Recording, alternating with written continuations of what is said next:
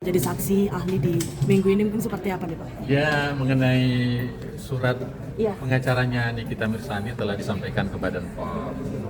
Tentu sebagai lembaga negara seperti janji saya, kita konsisten dengan janji itu, tapi kan ada aturannya. Aturan karena menjadi saksi itu bukan saksi pribadi, saksi lembaga. Lembaga memiliki aturan.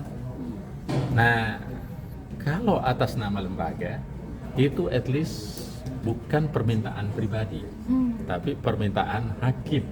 Ya benar kan Pak, harus permintaan hakim. Nah, jadi seperti, dan yang kedua secara prinsip, pada saat kasus ini digelar, sebetulnya Badan POM telah memberikan saksi ahli di kepolisian saat itu. Jadi tentu dua hal itu membuat Badan POM akan memberikan jawaban konsistensi kami sesuai dengan hukum. Dan seperti bahasa saya sebelumnya, Badan POM sebagai lembaga negara harus berdiri di tengah-tengah, harus tegak lurus sama aturan dan tidak memihak ke kiri dan ke kanan, memihaknya kepada aturan yang ada di negeri kita. Jadi itu jawaban kami ya tentang pertanyaan tentang Mbak Nikita yang menanyakan tentang itu. Jadi saya kira itu sudah dijawab karena ini dia minta secara terbuka lewat pengacara, secara formal. Tentu Badan POM akan memberikan jawaban secara formal juga. Berarti sudah menerima suratnya Pak dari pihak dari pengacara ya, kita sudah terima. Pak, soal keracunan masal Apalagi? soal keracunan masal MBG itu kan memang kalau dari Bang Gay kan memang sudah ngomong nih BGN, tapi memang belum menyatakan apa sih penyebab keracunannya. Nah, mungkin kalau dari BPOM sendiri apakah udah ada hasilnya Pak? Ya, Uji kan lebih. saya sudah sampaikan kemarin bahwa sebetulnya dari salah satu tugasnya Badan POM untuk pengawalan makan bergizi gratis adalah yang berhubungan dengan ada dua. Pertama tentu proses membantu mencegah supaya tidak terjadi dengan kita memastikan standar dari dapurnya itu sesuai dan sumber makanan itu baik, ya kan? Dan yang kedua adalah proses distribusinya. Kita mitigasi di situ. Nah, sekarang ada terjadi kejadian luar biasa, yaitu adik-adik kita yang makannya. Tentu ini menjadi pembelajaran bagi kita supaya lebih memperbaiki standar. Yang jelas teman-teman dari Balai POM, kita kan yang pusat ya, ada di daerah itu Balai POM dan ada Loka POM. Unit pelaksana teknis kami sudah berkoordinasi dengan Badan Gizi untuk mencari tahu proses apa yang terjadi, kenapa terjadi. Berarti memang hasilnya belum diketahui ya Pak, soalnya kan kemarin Ya. katanya 3 hari.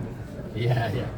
Belum sampai laporannya ke kami, karena itu kan teman-teman di daerah yang jalankan sesuai dengan lokus areanya bukan di Jakarta. Jadi Pak, berarti dari desakan MBG dihentikan dari KPAI, kalau BPOM sih melihatnya gimana? kalau Badan POM ini program prioritas Bapak Presiden. Badan POM sebagai pembantu Presiden, tentu kita akan mensupport secara maksimal pelayanan ini. Ada hal-hal yang terjadi belum mengalami kejadian yang belum sesuai yang kita harapkan, ya kita memperbaiki diri.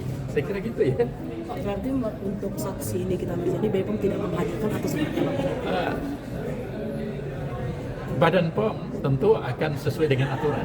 Kan sudah jelas tadi yang saya Berarti tetap sampaikan. hadir. Kalau Ya, tidak hadir. tapi bukan permintaan individu-individu, harus permintaan hakim. Pak, mungkin kalau boleh tahu itu suratnya dikasih pada tanggal berapa Pak ya, perkiraan? Saya tidak tahu tanggal berapa ya, saya lupa. Tapi yang jelas sudah diterima di bagian dari pengacaranya. Pak, terkait kosmetik produk ilegal tahun kemarin kan 2024 BPOM menemukan 309.000 tautan Itu yang lain. 2025 ini di e-commerce Ada 200 lebih. 200.000 lebih. Ya, dan kita sudah minta perteknon dan di akhir tahun kita akan berikan laporan. Kan itu per tahun laporan kita. Ini kan udah masuki 4 ya Pak, kira-kira bakal melebihi angka itu atau bagaimana? Ya, kita melihat cenderung mengalami peningkatan. Cenderung. Nah, tapi berapa jumlahnya kita belum umumkan.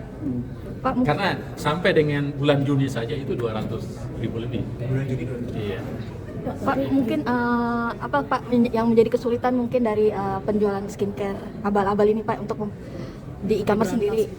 Ya sebetulnya semuanya kan sudah ada aturannya dan kita tinggal menjalankan aturan.